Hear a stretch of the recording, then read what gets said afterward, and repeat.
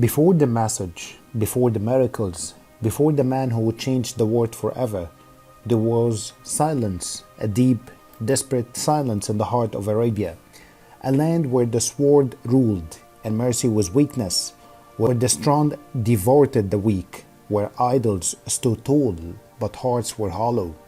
In Mecca, the Kaaba had become a house of stone gods, made money off the sacred. Morality was lost in the dust. But even in the darkness, some whispered of a coming light. The wise awaited a prophet. The oppressed prayed for justice. The word was waiting. Muhammad. To understand the message, we must first know the world it came to. This is the story of Arabia before Islam. Imagine a land with hundreds of gods, gods of war, gods of rain, gods made of stone, wood, even clay. Each tribe had its own. Some whispered stars, others bowed to fire. And in the heart of it all was the Kaaba, but not like you know today. Inside the Kaaba were over 360 idols, one for each day of the year. People came from across Arabia not just to worship, but to trade, to make deals, to earn gold. Religion had become business, but not everyone followed the crowd. Some felt lost. Some looked to the sky and whispered, "This cannot be all there is." These were the Hanifas, people who believed in one God, but did not have a book. They did not have a prophet. In the north, there were Christians, mostly in Roman-controlled lands. In Yathrib, Jewish tribes spoke of prophets, Torah, and the coming Savior. But the people of Mecca, they were caught between stories and silence. The world was waiting not just for another idol, but for truth, for light, for a voice that would shake the mountains and change the world forever. Before the message of Islam, life in Arabia was hard, not just because of the desert, but because of the people. The strong ruled the weak, rich men controlled trade, the poor forgotten. If you had no tribe, no family, you were nothing. Slavery was normal. Women were often treated like property. A girl could be buried alive at birth just because she wasn't a boy. That's how broken things were. People drank a lot. They gambled, fought, and bragged about their tribe honor.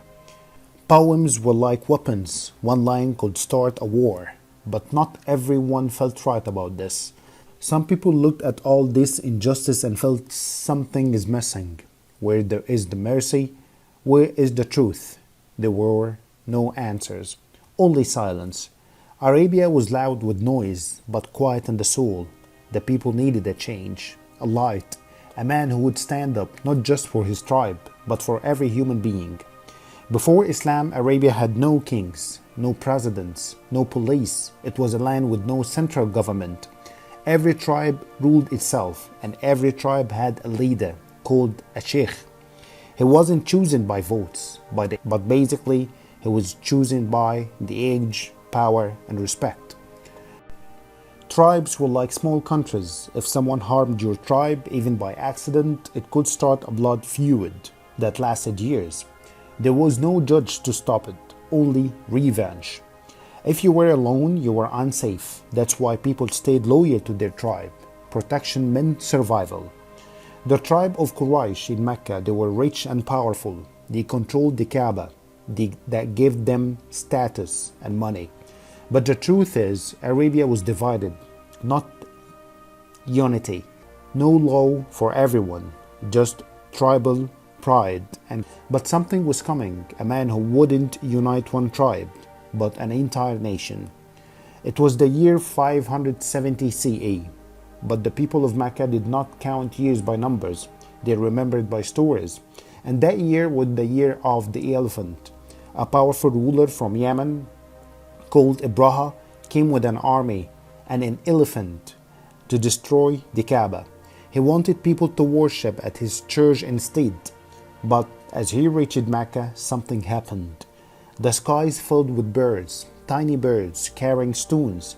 They dropped them on the army, one by one. The soldiers fell, not by swords, but the will of God. That same year, a child was born, orphaned before birth. His father, Abdullah, had died on a journey. His mother, Amina, held him close. They named him Muhammad, the praised one. No one knew it yet, but this boy wouldn't just grow up. He would rise. He would change the world forever. And so we have begun the journey from the desert sands of Mecca to the year of the elephant. The stage is set, but what comes next? The life of Prophet Muhammad alayhi afdal salatu wassalam is a journey of struggle, triumph and a change. A journey that will shape the whole world, but this is only the beginning. In the next episode, we'll explore his early childhood, the people who raised him, and the events that molded his character. But before we get there, let's take the moment to reflect what we have learned today and what are we ready to discover next. If you are as excited as we are to dive deeper into the life of the Prophet Muhammad alayhi afdal salatu wassalam, make sure to hit the subscribe button, like the video, and share it with the friends who want to learn more about this incredible journey. Trust me, you don't want to miss the next episode. This is just the start. Stay with us and together we will unlock the full story. Until next time.